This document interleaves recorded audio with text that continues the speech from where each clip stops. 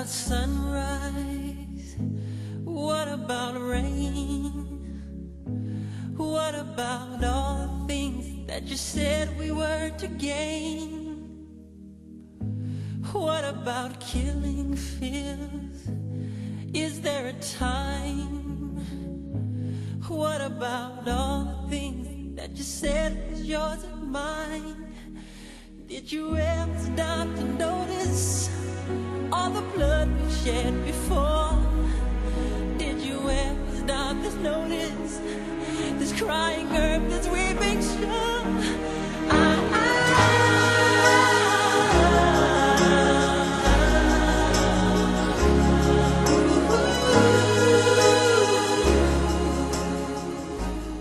My name is Ben Sr. I'm an independent filmmaker. That's me. To the left is my friend SJ, and together we're driving roughly 50 miles to attend the Illinois International Film Festival in Aurora, Illinois. The Illinois International Film Festival has a special significance to me. It's the first festival I was ever accepted to, the first time I ever felt like a real filmmaker. Last year, I wrote and directed a film titled The Routine with the digital filmmaking class at my old school, Beacon Academy. After completing the film, Beacon deemed the subject matter of the film too violent and refused to show it, denying me an audience. However, instead of letting my work collect dust on my hard drive, I submitted to several film festivals, and Illinois International was kind enough to give my film a chance. A year later, I'm returning to the festival with my newest film, Pawn. And while my journey to the festival is partially for my own film, I decided to document my experience as well. My hope is to meet with other filmmakers there and get to know their perspectives and the journeys they've taken as artists. However, before I can explore my own emotional and metaphorical journey, there's still a very real journey to complete. 50 miles to be exact.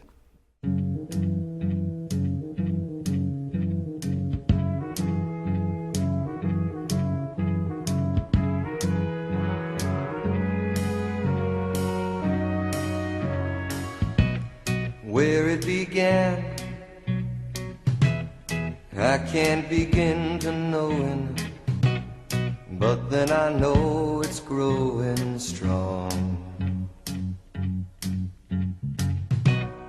Wasn't the spring, and spring became the summer. Who'd have believed you'd come along?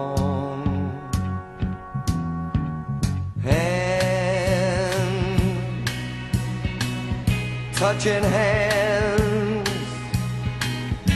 reaching out, touching me, touching you. Sweet Caroline, good times never seem so good. I've been inclined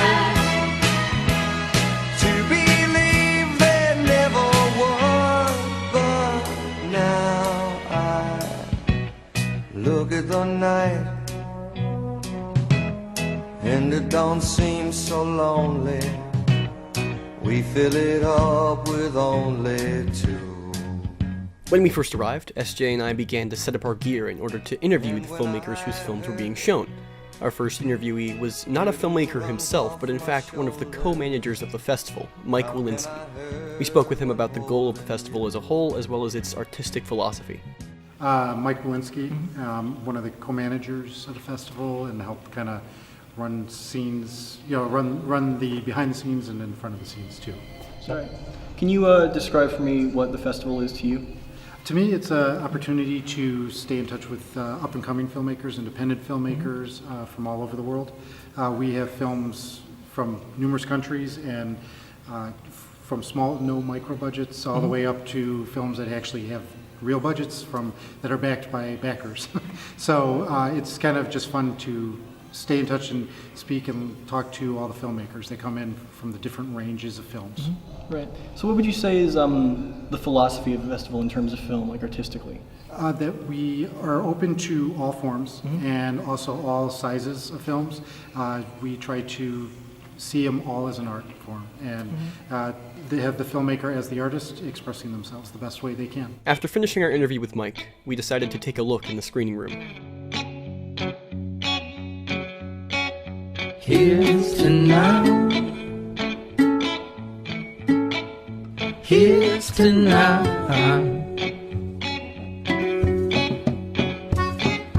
Actually was thinking, said everything out loud, 'cause Epcot seats get arsenal that we don't worry about. The film you're watching right now is called Harry's, and it's directed by a woman named Jayne.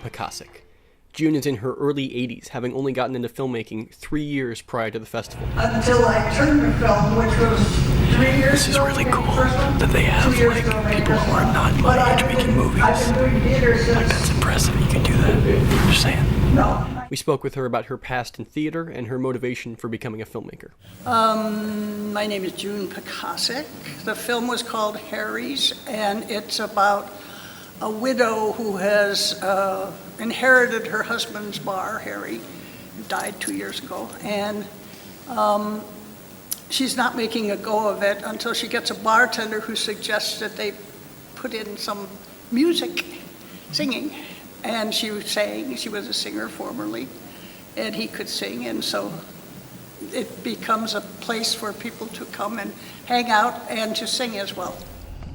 Why did you decide to get into filmmaking 3 years ago? What drove you to? You know, it was sort of interesting. I thought it would be, because I always did theater. You know, I had 3 of my own theaters, Kingston Mines, and I had, one was one of them. I had a theater out in Fox Trails in Cary, Illinois at one point. And I had another Chicago City Player Theater, you know. So I did theater for a long, long time. Right. Then I went to New York, and I did some shows in New York, directing them, you know. And then I came back, and nobody knew me anymore, and I didn't do so much. And sort of frustrating, and then just now is I thought it might be a good idea to do some films. I thought they would be easier, actually. Right, yeah. A lot of people do. I can see by watching my film today that it's not that easy. I can see all the things I would change now on a bigger screen. After saying goodbye to Jayne, and with no new filmmakers to interview, SJ and I decided to try out our favorite pastime, harassing the general public. Hi, I'm SJ Gray, and this is the Comic Relief. Hi, just stand right over here. Hi, so what's your name, sir? Hi, my name is Brad Stewart. Aaron. Aaron, this is Aaron. Aaron, what's your name? Aaron Johnson. And we have some very, very serious questions to ask you about what you feel on your opinions in life in general. Also, there is correct answers to all of these. What is your favorite color? Blue. Gingerbread or regular bread? Gingerbread. Whose hair is cooler, Ben's hair or my hair? Yours. You want to fight? Okay. What kind of messages do you want to convey through your film?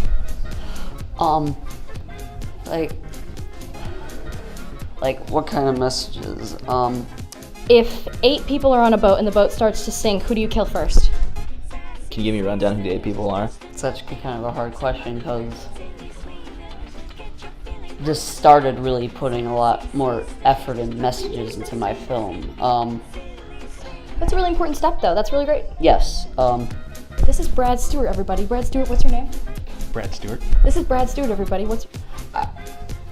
I would probably like to say maybe like something about maybe like how the media is corrupt or like something like that maybe.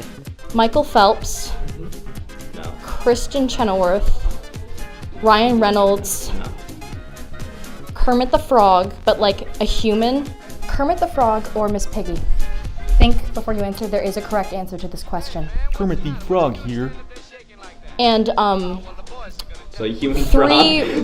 three anime girls brought to life. 3 anime. One of the anime girls brought to life. Which one? Second. The most middle one. Good choice. You passed the test. All right, I have one last question for you. Which one of you is Mom's favorite? Oh, me. Mom?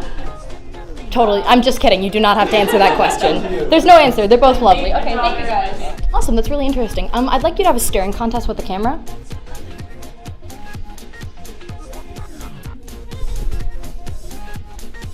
Yeah. Good job. Okay, camera. While our screwing around managed to scare away most of our interviewees, documentarian Aaron Johnson was brave enough to sit down with us and talk about his film, Forging Heritage. My name is Aaron Johnson. My film is Forging Heritage. It's a 7-minute documentary about this kind of art form in Indonesia that's kind of slowly being lost, but it has a lot of connections to Indonesian kind of mysticism and culture. Cool. How'd you get the inspiration for this documentary? So I actually, I guess a little background on me is that I grew up in Indonesia my whole life. I only moved to the States 5 years ago for film school. Okay. And during my time living there, I grew up in the city of Jakarta, but during my time there, my mom was always telling me a lot of stories about kind of Indonesian myths and a lot of stuff about Indonesian culture that was kind of lost through colonialization and through like kind of Indonesia becoming more westernized, and I kind of just became entranced by all this kind of art and culture that's kind of being lost and left behind. And so I really wanted to kind of make like kind of like a documentary series, kind of capturing these things before they're gone. My documentary focuses on the making of these kind of daggers that are made from meteorite ore and iron, and they're used in like a bunch of really, really old world rituals, not used anymore, but they're like collector's items now. Okay, cool. Yeah. So you traveled to Indonesia to film the documentary? Yes. Yeah, my parents still lived there, so I was just kind of, it was weird. I was just kind of there on vacation, and I had my camera equipment with me, and I kind of just rustled some trees and found one of like, there's only 4 people in Indonesia who know how to make these daggers, and I kind of got connected to him. He lives in like the jungles of Yogyakarta, so I went down there, and when I approached him to say like, can I film you making like one of these daggers, he's like, I thought I was just gonna get like maybe just a quick like just B-roll, maybe just like a quick interview with that, and he's like, no, actually I'm starting a new one right now, why don't you stay here for like the 2 weeks and just film the whole process? And I was like, sure. Shoot, all right. Yeah. I think now more than ever people want to become more aware of like social justice issues, like to put it simply, like I think people want to be like, now more than ever people want to be more woke, and people want to be like more aware of what's going on and know what kind of social, whether it be social or environmental injustices are happening on us, and they want to be more aware and either have that voice spoken or be able to voice those voices that can't be spoken. Right, so you think that definitely, since the state the world is in right now, it's important to make films about real life as opposed to creating fictional worlds. Yeah, I don't know if this answers your question, but I mean, I frequently work with a group in Chicago called Kartemko, and they made Hoop Dreams, and they make a bunch of other amazing docs, and I had a talk with them about... I think I saw Hoop Dreams, actually. I had a talk with them about like why documentaries are kind of exploding in popularity right now.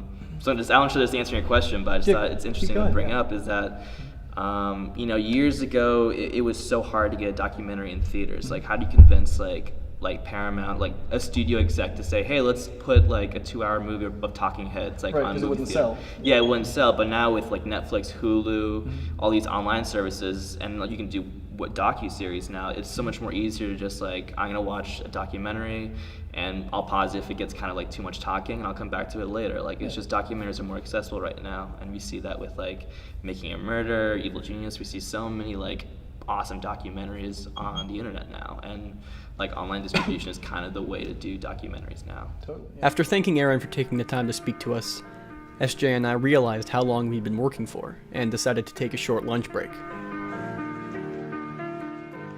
I think I'm in love, but I've been feeling otherwise. These flutters in my stomach aren't butterflies, but cutting knives and not the butter kind. And if you listen close when she begins to speak, you'll hear a couple hundred sighs in the collective shut of eyes. Letters linger on her lips like lullabies. I think I've drowned a couple times inside her opal-colored eyes. She could do something as simple as sit down with the grace of Olympic dives. A perfect 10-photo shutter finish on her cocoa butter thighs.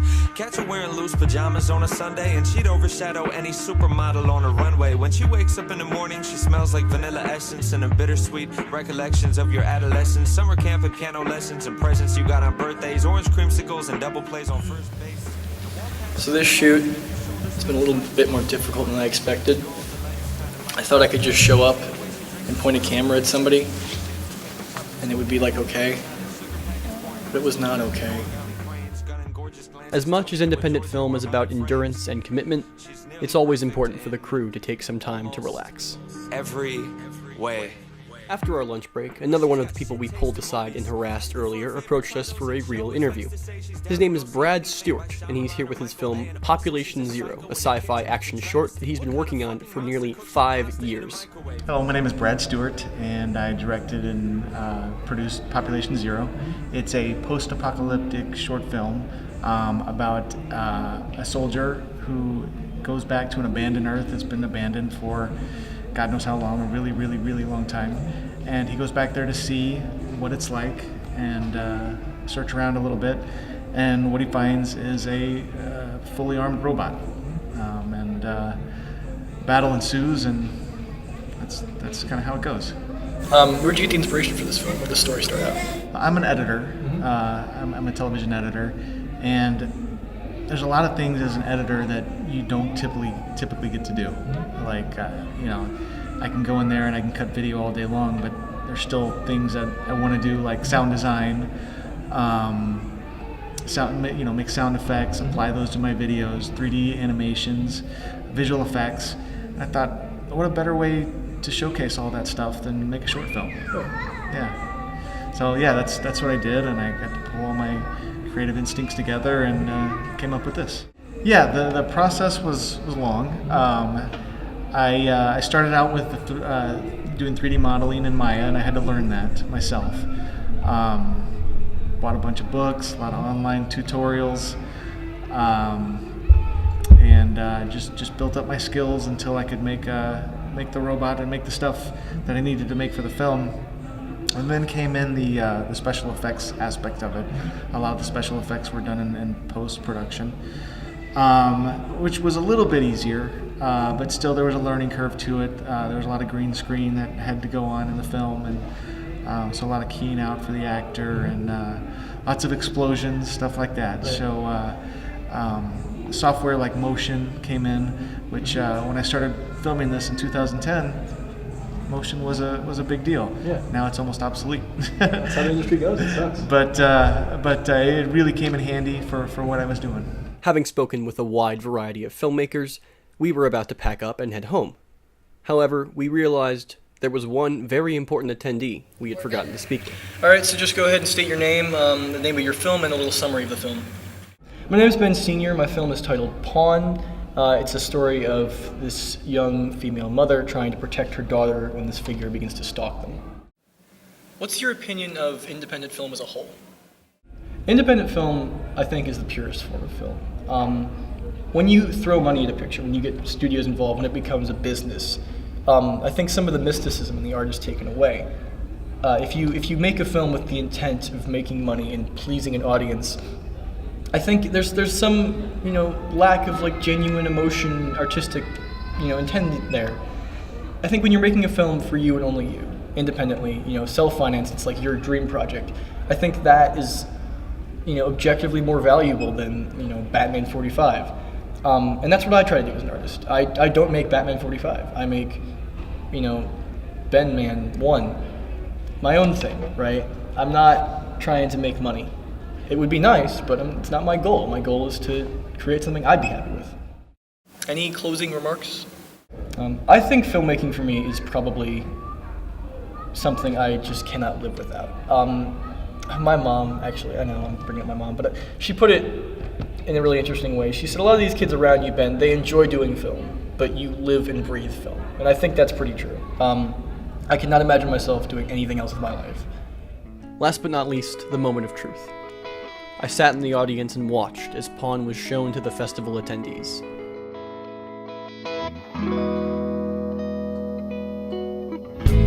Funny how it never fails. How the light finds her in flattering ways, picking out the right details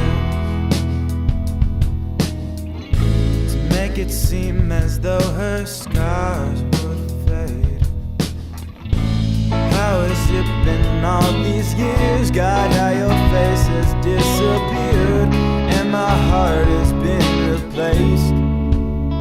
And like all the filmmakers before me, I got the chance to go up and speak about my film. Where did you go?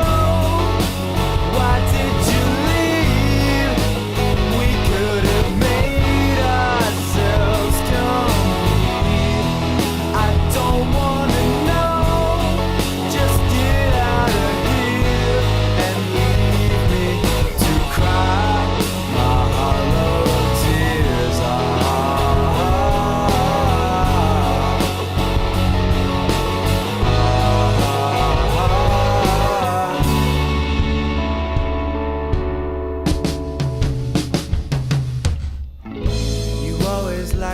walk these streets among the junkies and the wandering ones.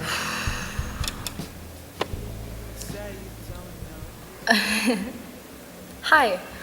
I know this is a little different than the other footage Ben has, but he's out of the room right now and he doesn't know I'm recording this. Well, he knows I'm recording this. I told him to leave the room because I said it was gonna be a surprise.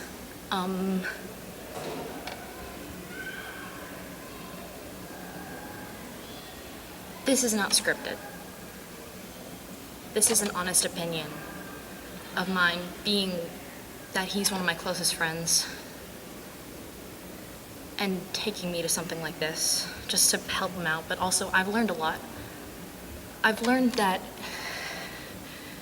the essence of creation, this is where it's at. This is where this stuff is made. This is where the geniuses start off. This is where the greatest minds come from. It's little things like this where creativity is sparked and it's continued and built upon, and then that little bit of validation is put into such a great work. And it's special. It's special coming here, and as an outsider, it's special coming in here and watching them work. Viewing someone else's passion, like he said in his interview, Ben's mom said that he lives and breathes film. And I think it's true, and I think that that's important. Whatever your creative outlet may be, find it. And once you find it, do not let go of it. Because it's really important and it'll lead you to meet great people. And I'm just really glad I got this opportunity. And Ben, when you see this, hi. Thanks for taking me with you. Okay, see ya. I had all and then most of you, some and now none of you. Taking me back to the night we met. I don't know what I'm supposed to do, haunted by the ghost of you. Will take me back to the night we met. When the night was full of terror and your eyes were filled with tears, when you had not touched me yet. Oh, take me back to the night we met. I had all and then most of you, some and now none of you. Take me back. Filmmaking is, in my opinion, the greatest art form out there. It combines elements of visual art, music, acting, and writing. Everyone here understands and loves that about film. You won't meet a single filmmaker in attendance who's here for personal gain or profit. They're solely motivated by their love for the art. As independent artists, we fight to put our films out there. And thanks to IIFF and other independent film festivals, we get that opportunity. Through determination and defiance, each of us have pushed our way through to this very moment. And there's nowhere to go but up.